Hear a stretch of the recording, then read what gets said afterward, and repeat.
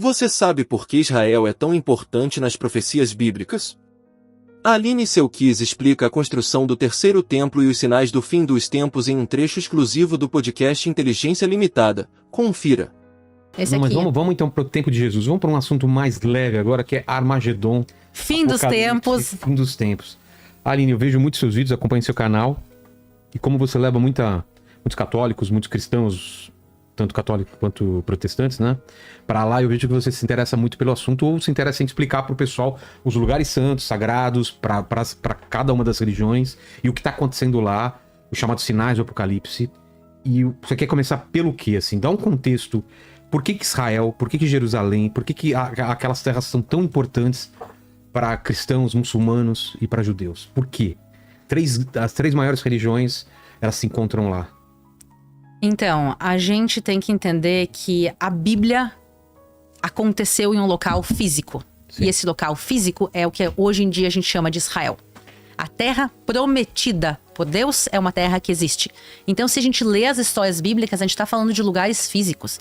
O castelo, o palácio que o rei Davi o rei Davi viveu, foi encontrado, ele existe, foi encontrado em escavações arqueológicas. O caminho que Jesus caminhou, carregando a cruz, é um local físico, são as ruas de Jerusalém, é a Via Dolorosa. Então, quando a gente fala da Bíblia, não é um livro de histórias, não, é um livro de história escrito sobre um lugar. Então, para todos aqueles que têm fé na Bíblia, que são tanto judeus como cristãos, os judeus acreditam no Antigo Testamento, os cristãos no Antigo e no Novo, mas para todos aqueles que acreditam no Antigo e no Novo Testamento, aquela é a Terra Santa e, como Deus disse, é a Terra Prometida. E por isso é tão importante. E também, se a gente pega e lê a Bíblia, está escrito claramente que Deus escolheu um local. Deus está presente no mundo todo, Deus pode ouvir as nossas orações de todos os lugares. Mas Deus escolheu um local especial no mundo e é o Monte Moriá, é Jerusalém, está escrito na Bíblia. Ao local que eu escolhi, naquele local que porei o meu nome, estarei de olhos e ouvidos abertos para as orações feitas neste local. Quer dizer, Deus fala claramente dessa terra e, pelo menos a minha opinião, Deus não quebra suas promessas. Se Deus prometeu aquela terra e se Deus fala que aquele é o local escolhido, aquele é um local especial. Não o único local, não somos o único planeta, não. Mas é um local extremamente especial e é um local que eu acho que ajuda as pessoas a se conectarem com a sua fé.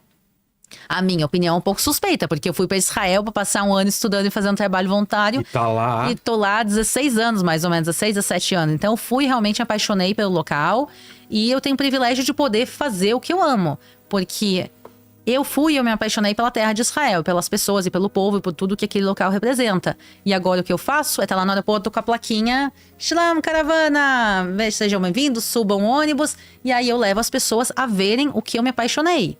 Então assim, tipo, olhem que local incrível. A gente tá caminhando numa rua de 2000 anos. Isso é incrível. Isso que a gente que a gente lê na Bíblia, dessa passagem aconteceu aqui. É essa fonte de João, ela existe. Quer dizer, é uma coisa assim realmente única, que a gente pode estar nos locais, a gente pode tocar neles, a gente pode caminhar neles, e eu acho que realmente faz que a gente entenda a Bíblia de uma maneira completamente diferente.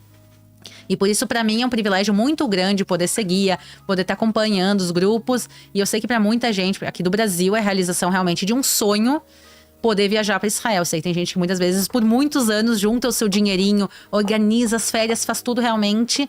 E as pessoas chegam com um brilho no olhar. E eu acho que nada melhor que trabalhar com gente que tá de bem com a vida, que tá feliz. Às vezes o pessoal trabalha, sei lá, no banco só com gente com problemas. E não, eu trabalho, às vezes, nos momentos mais alegres e mais felizes da vida das pessoas. Então, por isso, para judeus e cristãos, aquele é o local mais sagrado do mundo, devido às histórias da Bíblia. E se a gente for olhar o Islã é um pouquinho diferente. O Islã nasceu alguns séculos depois. Quer dizer, o Islã surgiu no século VII. E o Islã, dentro dele, dentro do Corão, a gente chama Al-Corão, que é o Corão que é o livro sagrado dos muçulmanos. Dentro dele tem algumas histórias que também estão presentes na Bíblia. As histórias às vezes estão um pouco modificadas em alguns aspectos. Um exemplo clássico é, por exemplo, que Abraão pegou o seu filho para sacrificar. Na Bíblia, judeus e cristãos, está escrito que Abraão pegou Isaac para sacrificar sobre o Monte Moriá. E no Corão está escrito que Abraão pegou o seu filho Ismael para sacrificar e levou ele para sacrificar em Kaaba, na Kaaba, que fica em Meca. Então, que é hoje em dia a parte da Arábia Saudita. Então, para os muçulmanos, o local mais sagrado do mundo justamente é o que hoje em dia é a Arábia Saudita, a cidade de Meca e Medina. Meca onde fica a Kaaba, também a cidade de origem de Maomé, e depois ele se mudou para Medina. Então, Medina foi a primeira cidade que aceitou realmente Maomé como um profeta, e por isso também é uma cidade muito importante. Mas também para os muçulmanos, por terem algumas histórias do Corão que aconteceram na Terra Santa, em Israel, também por isso para eles é importante. Então esse é o motivo de Israel ser importante para judeus, cristãos e muçulmanos. Apocalipse depende da falsa paz através dos acordos de Abraão. Alguma expectativa de retomada? E a relação Trump e Israel? Tem vários sinais, né, nas profecias. Por isso que eu citei no começo aqui a novilha vermelha, a reconstrução do terceiro templo, essa falsa paz, o profeta. Sim. Como você coloca todos os elementos para explicar quem nunca ouviu falar sobre isso? Então eu acho que a gente está vivendo um período histórico que as pessoas não entendem que período a gente está vivendo realmente. Os judeus, por quase 1.900 anos, ficaram no exílio. Se a gente falasse com um judeu que nasceu em 1850, 1890 e disser Israel existe, é um dos países mais fortes do mundo, Ninguém ia acreditar. Ninguém ia acreditar. Ninguém. E hoje, assim, eu tô falando, 1909 não tinha água encanada naquele negócio. É uma terra com malária, podre, suja, pobre. E de repente, a gente tá falando em 77 anos. A gente tá falando do povo de Israel que chegou nos seus piores momentos, que foi um holocausto. Com judeus sendo dizimados. Comunidades inteiras, cidades inteiras, famílias inteiras simplesmente apagadas do mapa. Quer dizer, do holocausto a gente saiu nos piores momentos pro renascimento de Israel, que é a criação do Estado moderno de Israel em 1948. Então a gente viu um boom que foi isso, e desde então a gente tá vendo que eu acho que desde o fim do holocausto, o início da criação do Estado de Israel foi um pulo na história que as pessoas não entendem. Quem nasceu hoje em dia vê Israel o país que é, e as pessoas não entendem que isso era uma realidade que ninguém imaginava há 100 anos atrás. E não só isso, a gente tá falando desde então muitas coisas que estão acontecendo. Israel surgiu, Israel venceu guerras que não deveria ter vencido, começando pela Guerra de Independência. Israel não tinha nenhuma chance de ganhar. Tu fala com todos os estrategistas militares, todos vão dizer Israel não vai ganhar a Guerra de Independência. Se tu mostrasse os números e falasse, todo mundo ia dizer não tinha nenhuma chance de ganhar. E ganhou. E continua ganhando todas as suas guerras. Algumas com preço muito maior que outras. Mas Israel continua ganhando as suas guerras. E a gente tá vendo uma série de coisas. Se falasse há 100 anos atrás da existência do Estado de Israel, todo mundo ia dizer não, uma loucura, uma bobagem, uma utopia religiosa. E se tu falasse talvez há 60 anos atrás da criação do terceiro templo de Jerusalém, todo mundo ia dizer uma utopia religiosa. Se tu falasse há 30 anos atrás, iam dizer uma utopia religiosa. E agora as pessoas estão dizendo, opa, tem alguma coisa estranha acontecendo aqui. E a gente tá falando agora principalmente dos últimos 20, 30 anos, tá tendo uma movimentação muito grande em torno da questão do terceiro templo. E isso tem vários aspectos diferentes. Então, acho que o aspecto mais falado nesse momento são justamente as novilhas vermelhas. Por quê? Porque falam o terceiro templo, porque os dois anteriores foram destruídos. E o problema é onde seria reconstruído esse terceiro templo, que teria início uma guerra absurda, né? Porque seria lá no lugar mais sagrado para os muçulmanos. O segundo lugar, é o terceiro lugar mais sagrado para os muçulmanos, que é onde aquele domo dourado ou no negro? O dourado. O dourado, né? O dourado. Então, se a gente vai falar o seguinte, rapidamente, existe o Monte Moriá, onde Abraão foi sacrificar o seu filho Isaac. Vocês colocaram já a foto desse Monte Moriá, onde tem esses dois domos? Coloca para o pessoal dar uma olhada. Então, o Monte Moriá era um monte descampado onde, segundo a Bíblia, Abraão foi pegar o seu filho Isaac e foi levar para quase sacrificar. Lá foi feito o pacto do monoteísmo, o pacto que a gente segue até os dias de hoje como judeus e cristãos. Alguns séculos depois é construído o primeiro templo, ele é destruído, construído o segundo templo, ele é destruído e ele foi destruído no ano de 70 depois de Cristo. E desde então, desde o ano 70, os judeus pedem para voltar para sua terra e reconstruir o templo. E todo mundo dizia que isso é impossível. E de repente, a gente viu que os judeus voltaram para sua terra. Então a ideia de reconstruir o templo, que soava algo completamente absurdo, passa a ser um pouco menos absurdo. Porém, tendo dito isso, os judeus foram expulsos no ano 70. Esse local não ficou, esse monte não ficou vazio desde então. A gente está falando no século VII, os muçulmanos chegam em Jerusalém, chegam em Israel pela primeira vez, ocupam o território. Aí tem o primeiro império, o primeiro califado árabe da região. E eles então constroem sobre o monte do templo 2 lugares. A Cúpula Dourada e a Cúpula Cinza. A Cúpula Cinza é a Mesquita de Al-Aqsa, é o terceiro local mais sagrado para os muçulmanos do mundo. E o Domo Dourado, que não é e nunca foi uma mesquita, mas que é um local sim sagrado para os muçulmanos. E que é o local exato onde ficava o Templo de Jerusalém, onde ficava a Arca da Aliança. A Arca da Aliança é o local onde ficava a presença divina nesse mundo. A Bíblia fala, o Santo dos Santos, o Precipiatório, tudo ficava ali. Ali dentro, não dentro desse edifício, mas o edifício que ficava antes. O local ficou vazio por alguns séculos, depois foi construído o Domo da Rocha está lá, bonitinho, dessa maneira, desde o século VII. E então, agora, nós temos um grande problema. Porque a Bíblia fala que o templo tem que ser naquele local. Não é a gente, como seres humanos, que pode dizer, não. Eu acho que Deus se enganou. Eu acho que eu não quero mais fazer ali. Tá muito complicado. Então, por um lado, a gente não pode mudar isso. Por outro lado, não existe nenhuma maneira no momento de retirar aquele domo. Não existe nenhuma maneira, querendo ou não querendo, e muito menos Israel como Estado, o governo de Israel vai interferir nisso. É uma questão de autonomia religiosa. Tu não pode chegar simplesmente para os muçulmanos que estão lá desde o século VII e dizer, não, eu não gosto mais, eu quero esse lugar de volta porque era meu antes. Aquele local era judaico antes de ser muçulmano? Sim. Séculos antes, não faltam provas arqueológicas. Essa foto tá melhor para entender, ó. Então, toda essa área quadradona que a gente tá vendo, toda onde tem cercada por essa muralha grande. Exatamente, esse aí é a esplanada do templo. Esse é do tamanho do templo. E é controlado pelos muçulmanos. Pelos muçulmanos. Do Líbano, não? Não, da Jordânia. Da Jordânia. São nossos amiguinhos. Tem horário certo para ir? Tem roupas, né? Que você pode ir, que não pode ir. Então o acesso é livre para muçulmanos. Certo, mas só para quem não é muçulmano, judeus e cristãos, no caso. Para mim, por exemplo, tem horários, tem vestimenta, tem Exatamente, os horários são extremamente restritos, as vestimentas são restritas, a gente sobe lá, eles ficam nos olhando torto. É uma experiência, assim, tenso. Lá fica o muro da alimentação? Do lado de fora.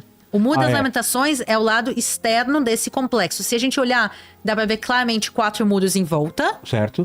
O muro que tá, pra quem tá olhando a foto, o muro que fica à esquerda, tem um trechinho embaixo que vocês podem ver que não tem casas. Aquele é o Muro das Lamentações. Coloca o mouse em cima e tem esse domo escuro embaixo. Mais pro lado, mais pra baixo, pro lado. Pro outro lado. Aí. Não, gente. Achei que era aí. Esquerda. Esquerda, ó. Mais pra esquerda. Eu tava falando errado. Mais pra esquerda. Mais pra esquerda, não, menos. Um pouquinho pra cima. Tá vendo 2 árvores ali, sozinhas? É lá? Aquilo ali.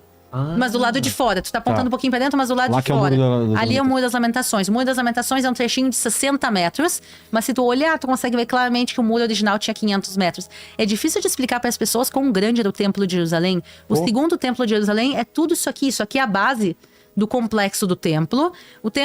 Esse complexo tinha meio quilômetro de extensão. E o edifício, das suas fundações até o ponto mais alto, seria o equivalente a um edifício de 21 andares nos dias de hoje. Caramba. Mas o cara fez um edifício de 21 andares, o Herodes o Grande, que fez esse templo específico, essa versão do templo, que foi a última versão do templo que existiu, ele fez um edifício de 21 andares, há um pouco mais de 2.000 anos atrás, sem usar nenhum tipo de cimento e selante, só pedra sobre pedra. O cara era muito bom, muito louco, muito sanguinário, mas muito bom nas suas construções. E por isso a gente tem essa questão principal, mas a gente tem que entender que a gente está falando agora de uma questão religiosa, porém não política. Se tu perguntar para o governo de Israel sobre o terceiro templo, eles vão dizer, a gente não tem nada a ver com isso. O nosso acordo com a Jordânia é que os muçulmanos vão ter autonomia sobre isso, a gente vai deixar eles terem toda a autonomia do mundo. Se eles quiserem sair, eles saem, se eles quiserem ficar, eles ficam. E obviamente eles não vão querer sair. Mas você pode ir num lugar onde tem as réplicas ou elemento do templo, né? Então, esse é o próximo passo da história. A gente não pode construir o edifício porque o local está obviamente ocupado. Mas ninguém vai te impedir de construir os utensílios se tu quiser. E por isso existe um instituto que se chama Instituto do Templo. O que eles fazem é estudar e ensinar sobre o primeiro e segundo templo, e eles estão ativamente fazendo os preparativos do terceiro templo. Então, eles fazem uma série de coisas, algumas mais conhecidas como os utensílios. Então, por exemplo, o candelabro, a menorá, igualzinha à original, inclusive feita de ouro. A gente tá falando milhões de dólares de ouro. Ela foi feita. Os utensílios, as pias de lavar a mão, tudo quase tá pronto lá dentro. Então, a Arca da Aliança não tá lá. Então, a Arca da Aliança não estava no segundo templo. Quando Jesus visitava o templo, não tinha arca. Já não estava mais lá? Não, a Arca da Aliança ficava somente no tabernáculo. Quer dizer, Deus entrega as tábuas da lei para Moisés no Monte Sinai. Deus ordena colocar dentro de uma arca de ouro. E essa arca ficava dentro de um templo móvel, que se chamava o tabernáculo. Esse tabernáculo ficava indo de um lugar para o outro, conforme o povo ia indo, e ele foi migrando. O tabernáculo foi destruído, a arca sobreviveu, obviamente, e a arca foi levada, então, quando o primeiro templo foi construído. Ficou no primeiro templo, o primeiro templo foi destruído pelos babilônicos, e a arca desaparece da história. Esse é um dos grandes mistérios até os dias de hoje. Aí dizem que tá na Etiópia. Dizem que tá na Etiópia, em Axum, tem um monte de lendas, tradições, teorias, tem um conspirações. Filme do Indiana Jones sobre isso. O único que achou até hoje foi Indiana Jones. E não foi tão legal também, olha lá. Uma representação de como seria. Né? Exatamente. Isso é parecido de como ela seria. Ela é feita de madeira de acácia, coberta de ouro.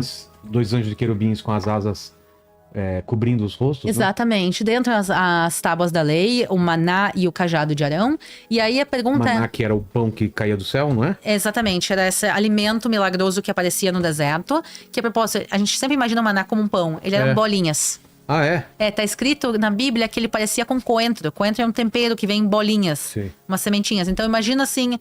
Vocês não comem sagu aqui. Sagu, sim. Sagu, então sim. Sabe as bolinhas do sagu? É mais ou menos assim, só que sem o sagu em volta. Só as bolinhas. Então, mais ou menos nutritivo e o povo se alimentava daquilo. Na realidade, não era coentro, mas está escrito na Bíblia que parecia com coentro. Era parecido fisicamente olhando com coentro.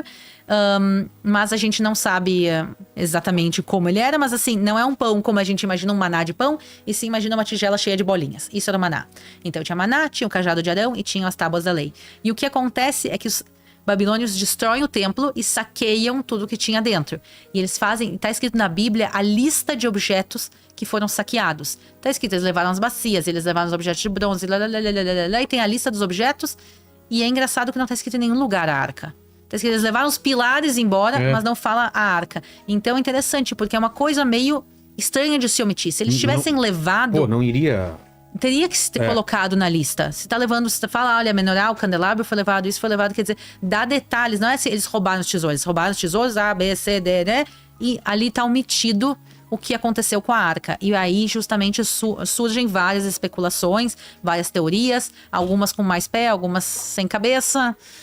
Tem de tudo. Então, tem algumas teorias mais antigas, por exemplo, o segundo livro de Macabeus, que é um livro deuterocanônico. Quer dizer, tá na Bíblia de algumas pessoas, na Bíblia de outras não tá. Nele fala que a arca foi escondida no Monte Nebo, onde hoje em dia é a Jordânia. A teoria mais aceita em Israel é que a arca nunca saiu do Monte do Templo, que ela foi escondida nos subterrâneos. Só que a gente não pode ter acesso aos subterrâneos, porque os muçulmanos não permitem acesso.